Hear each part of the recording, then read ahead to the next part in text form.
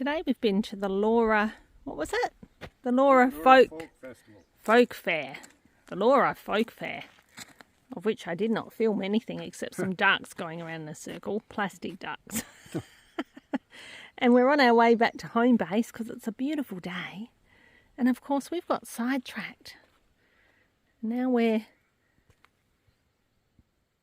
checking out this old grumpy fella. And we're in the Wirebbra State Forest, isn't it? I think they call it. Driving past, I said to Aidan, come on, let's go down here. I'll show you the king tree. Been here before. This is actually stunning through the colder months once we start getting some rain. We stopped at the Stone Hut Bakery, isn't it? Yep. Oh, a bit late in the day though. Old matey missed out on bakery goods. So now we're probably going to get sidetracked in here for a while, which is what we do.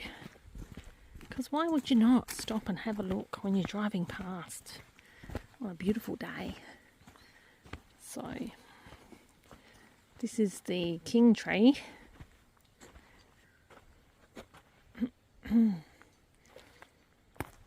And it is a beauty, but it's not terribly well, I don't think. And nothing, I'm sorry, but nothing really rivals the one we've got at Orroroo, the big gum tree. But this one is pretty impressive.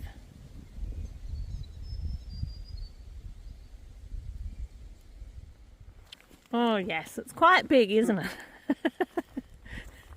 I mean, it makes you look tiny, Aidan. So there's Aidan at 6 foot-ish.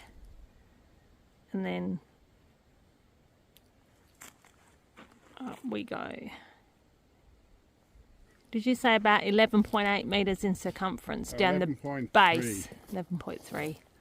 And 3 metre diameter at chest height. Wow. Quite dry, the forest at the moment, bless you.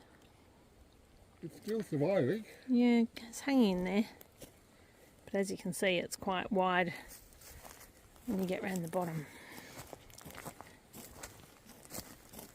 I just love looking at all these old trees. So we are in the Southern Flinders at the moment. Southern Flinders Ranges National Park. And you get to the car park and you go through this very royal gate to get to the king tree. We're heading up the old Wirebbra nursery now. So this is a really interesting kind of mix, this place, because there's a mixture of the state forestry and then the Southern Flinders Ranges National Park. So this was once a nursery, and there's just some beautiful old walls here and buildings. But it's actually a great picnic spot to come. I'll show you the picnic area in a minute. And I did just say to Aidan, it's actually probably a little bit nicer. Like many things in the Flinders, you kind of need to rug up. Rug up and come and do it when it's a bit wet, a bit damp, and a bit cold. Because it just, everything comes alive and the colours are great. But yeah, they've repurposed some of the old buildings, and as you can see, it's very much still got a nursery feel and a lot of European planted trees here from back in the day.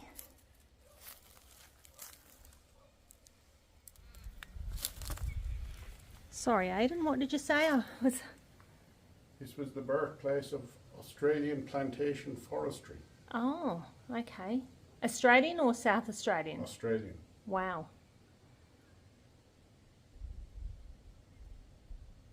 Feels like it too, doesn't it? Mm-hmm. Love all the old buildings. What did you learn, Aidan?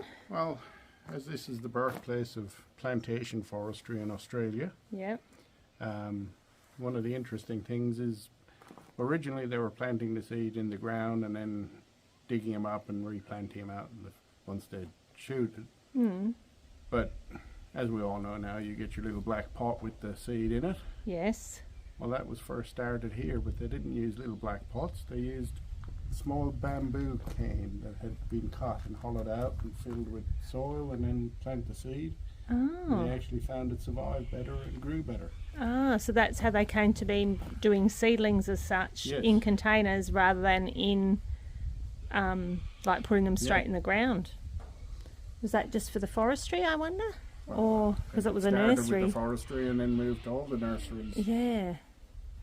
Yes, interesting little bits of information you pick up when you read the signs. Yeah.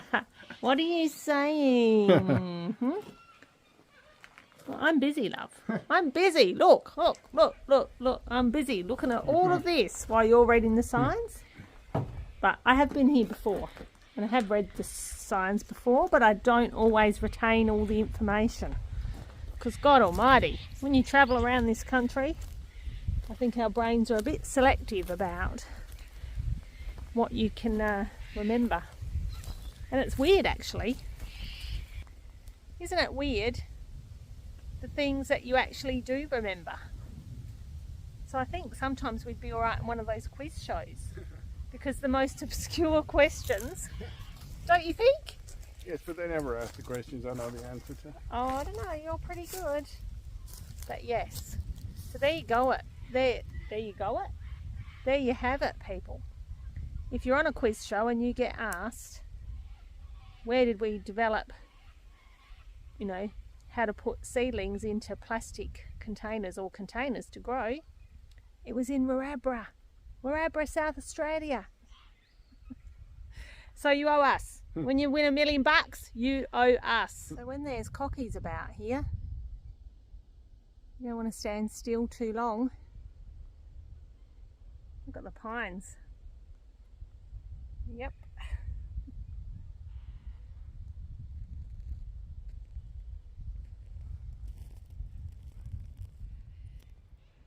Yeah, all the way up there. The cockies get up there and have a go at the pines, and if you're standing underneath them, you're going to get one clunked on your head.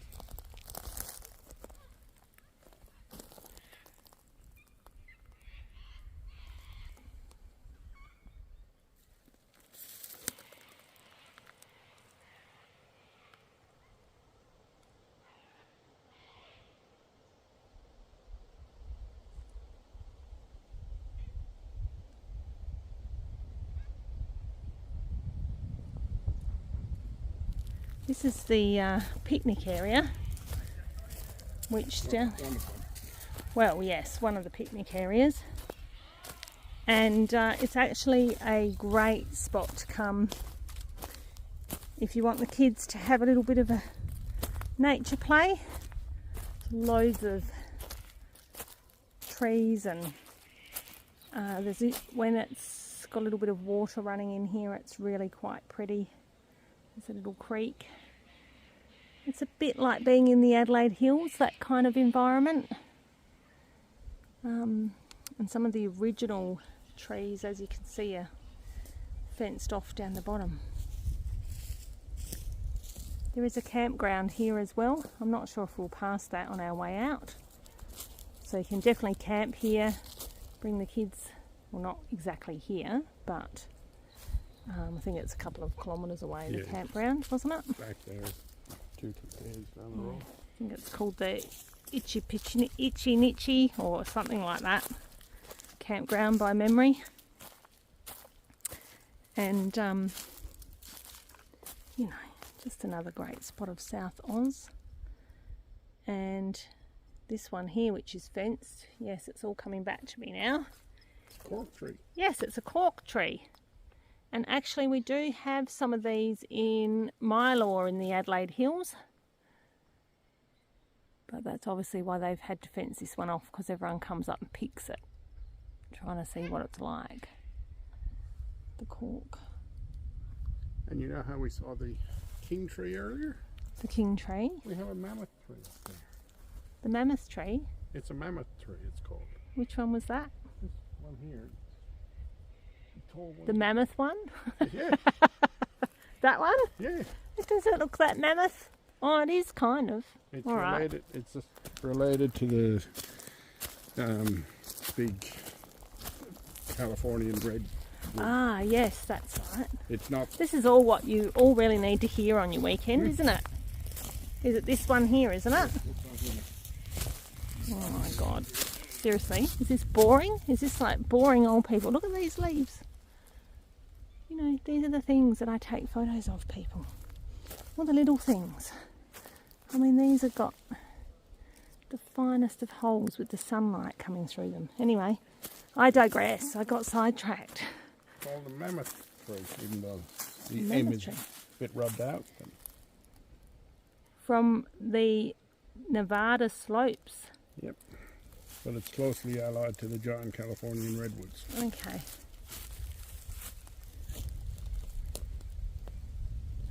Just trying to think if I've been to Nevada. I think I have been to Nevada.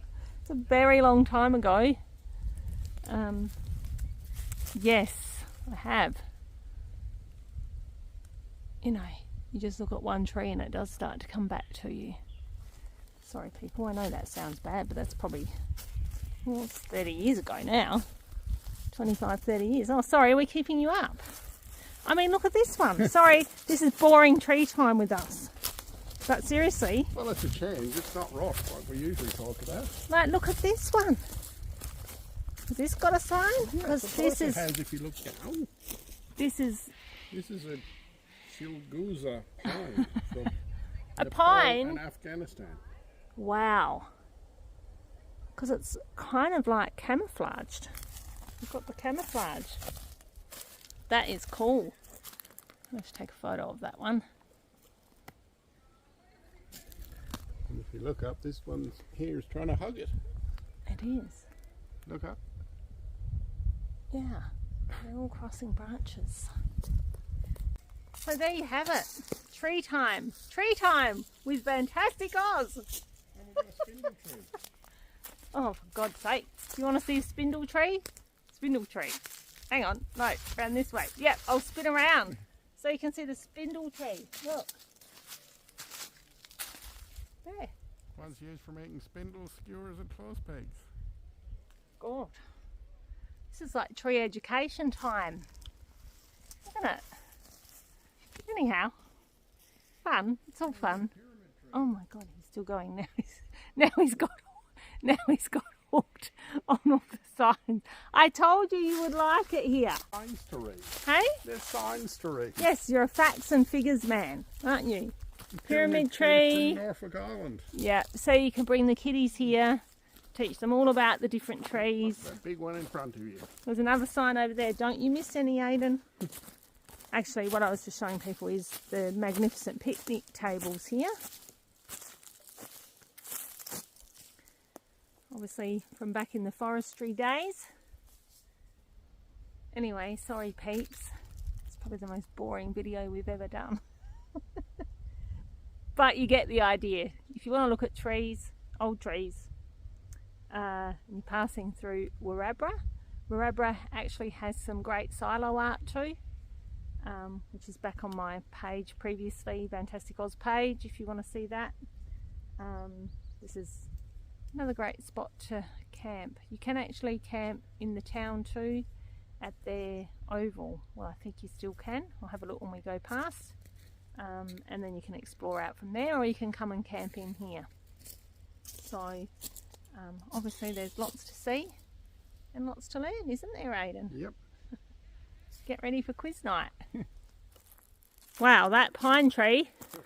That pine tree makes you look tiny.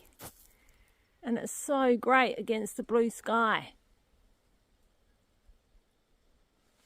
No surprises, I guess. It is a dirt road in. But it's not bad. It's kind of bordered by farms. And yeah, a little bit of bitumen. It was the Ipanichi campground.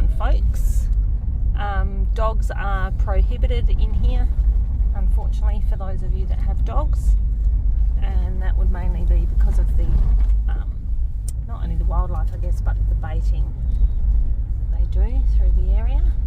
And it's national park. Yes.